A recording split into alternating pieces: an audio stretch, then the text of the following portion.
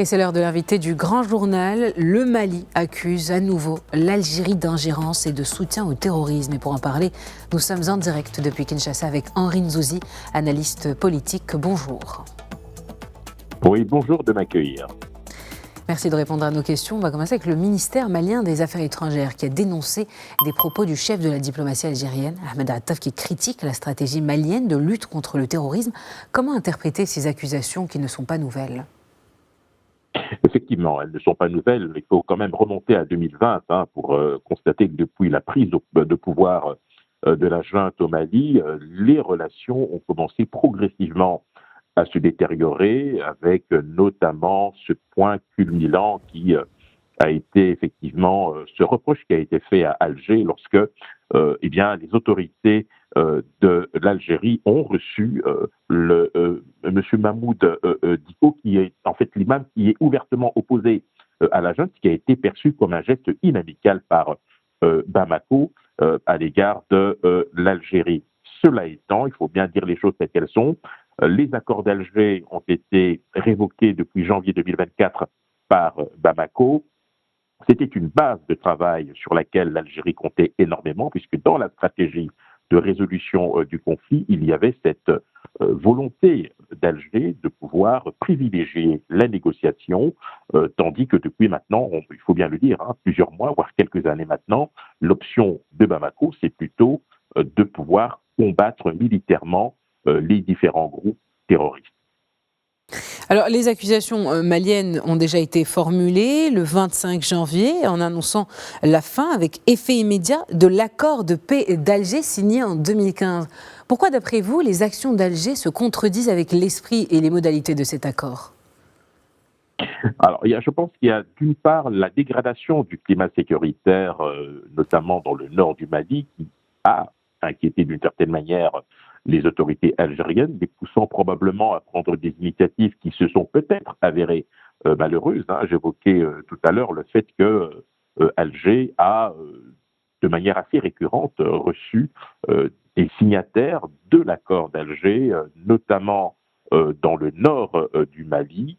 Cela n'a pas toujours été fait en accord avec les autorités de Bamako. C'est pour cette bonne raison, en tout cas, que le Mali a beau rôle de dénoncer ces ingérences répétées de la part de l'Algérie. Mais il y a un autre événement qui s'est déroulé fin juillet 2024, tout le monde s'en souvient, c'est la défaite qui a été infligée par le CSP aux troupes Wagner et à l'armée malienne, et en fait énormément de victimes. Cela s'est fait à Tinzaouen, à 60 km à peine de la frontière algérienne, qui a ravivé d'ailleurs les tensions et incité d'ailleurs le Mali à programmer une revanche dans cette ville, ce qui a été dissuadé de manière ferme par l'Algérie et ce qui, vous vous en doutez, n'a rien fait pour arranger les choses. Alors, on va rentrer un peu plus dans le vif du sujet avec la persistance de ces actes d'ingérence de l'Algérie que Bamako accuse de soutenir en parallèle les groupes terroristes. On parle de la proximité de ces deux parties. Pourquoi, d'après vous, l'Algérie chercherait-elle à déstabiliser le Mali ?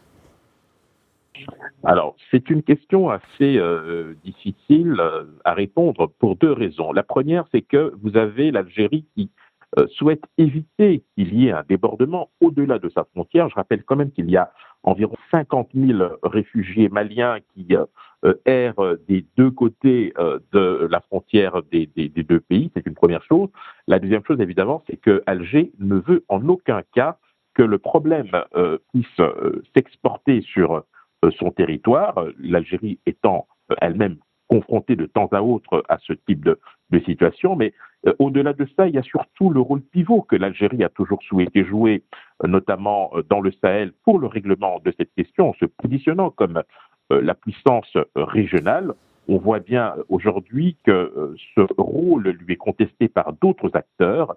Et donc, Alger pousse des quatre fers pour essayer soit de reprendre l'avantage, soit pour en tout cas avoir un œil sur d'éventuelles négociations futures, puisqu'on le sait maintenant, depuis janvier 2024, eh bien, les autorités maliennes ont révoqué cet accord d'Alger. Alors, pour revenir à Bamako, qui rappelle que les options stratégiques pour la lutte contre les groupes armés terroristes relèvent exclusivement de la souveraineté du Mali et de ses voisins, à savoir le Burkina et le Niger, avec qui le Mali a créé une confédération après avoir fait sécession de la CEDEAO. Comment expliquer cette nouvelle divergence sur la manière de gérer les conflits au Sahel ?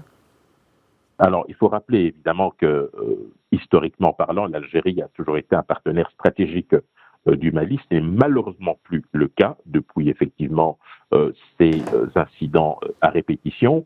Mais on voit très bien qu'à travers la Confédération des États du Sahel, à travers l'AES, eh bien, il y a une volonté de récupérer d'une certaine manière la gestion de ce problème. Il faut aussi rappeler, c'est quand même important de le souligner, c'est que depuis l'implication notamment du groupe Wagner, que l'on appelle maintenant Africa Corps au Mali, il y a effectivement une volonté de Bamako de pouvoir régler ce problème directement, mais c'est oublier également que la Russie est aussi un allié de l'Algérie.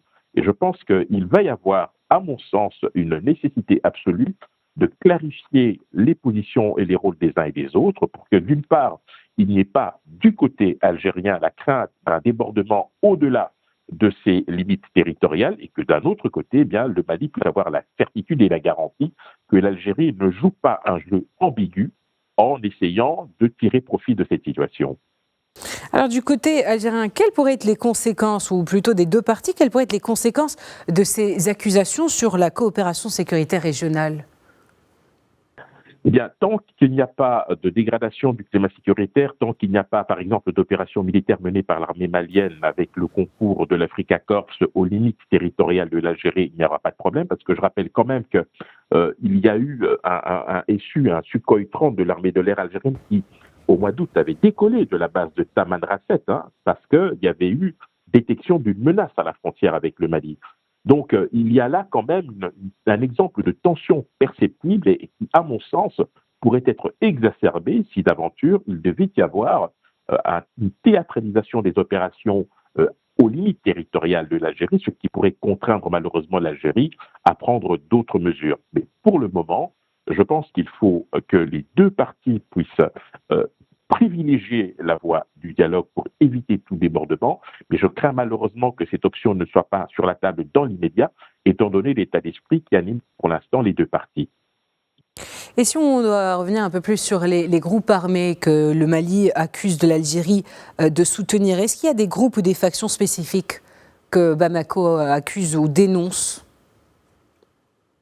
Bon, vous savez, dans cette nébuleuse, il y a effectivement le groupe salafiste pour la prédication et le combat, le GSPC, qui avait fait allégeance notamment à Al-Qaïda. Vous avez le Conseil supérieur stratégique permanent. Ce sont des groupes avec lesquels l'Algérie n'a pas de manière documentée de relations, mais dans son souci, dans sa quête de trouver une solution à l'activisme de ces groupes au nord du Mali notamment, il y a une volonté parfois de prendre langue avec ces groupes, ce qui n'est pas du tout du goût de Bamako, qui souhaite être informé de toute initiative, sachant par ailleurs que depuis maintenant, on l'a rappelé plusieurs fois depuis quelques instants, l'accord d'Alger a été révoqué. C'était une base de discussion sur laquelle la plupart des protagonistes étaient entendus depuis 2015. Aujourd'hui, il va falloir trouver autre chose pour apaiser les tensions. Alors, depuis que le Mali et plusieurs pays se sont retirés de la CEDEAO, est-ce qu'aujourd'hui, les organisations régionales comme l'Union africaine ou la CEDEAO peuvent-elles encore avoir ou réagissent-elles encore à ces exactions ? Est-ce qu'elles ont un mot encore à dire sur la situation ? C'est très difficile étant donné que ces organisations ont quand même fait la démonstration de leur incapacité à résoudre ce problème. Et d'autre part, vous avez une superposition, je dirais, d'événements, avec notamment le fait qu'il y a une extrême défiance des opinions publiques de ces trois pays, notamment Niger, Mali et Burkina, à l'égard de la CEDEAO, et avec évidemment ce soupçon d'instrumentalisation par des puissances occidentales. C'est un peu dans l'air du temps. Aujourd'hui, l'heure est plutôt à la méfiance, on l'a vu, avec le retrait de ces trois pays, même si la CEDEAO a donné 6 mois en espérant éventuellement que ces 3 pays reviendront sur leur décision, ce qui malheureusement ne risque pas d'arriver. Je note par ailleurs que depuis le retrait de ces 3 pays, on observe également des tensions persistantes, mais cette fois-ci au niveau bilatéral entre certains pays membres de la CEDEAO. On pense notamment au Bénin, notamment vis-à-vis du Mali, mais également vis-à-vis du Niger, avec lesquels les relations ne sont pas au beau fixe. Donc tout cela nous donne une situation plutôt compliquée qui n'arrange pas les choses.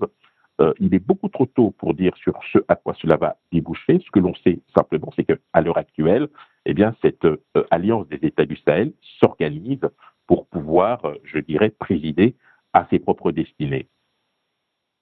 Alors pour parler peut-être d'une destinée, mais aussi une résolution, quelles pourraient être les pistes pour une désescalade entre les deux pays? Écoutez, une des pistes, ce serait d'abord d'initier ou en tout cas d'encourager toute rencontre au sommet, peut-être d'abord au niveau des ministres des Affaires étrangères pour essayer d'apaiser les tensions, parce que personne n'a intérêt à ce que les relations se dégradent entre notamment l'Algérie et le Mali. Ce qui est aussi important à prendre en considération, c'est le poids à la fois politique, géopolitique et stratégique de l'Algérie, qui, en dépit des critiques qui sont formulées, reste quand même un poids lourd. Et donc, je pense qu'à titre personnel, il serait, me semble-t-il, beaucoup plus productif pour toutes les parties de pouvoir recréer les fils du dialogue pour pouvoir ensemble cheminer vers des solutions qui puissent être acceptables par toutes les parties. Eh bien, merci Henri Nzouzi pour toutes ces précisions. Je rappelle que vous êtes analyste politique. Merci de m'accueillir.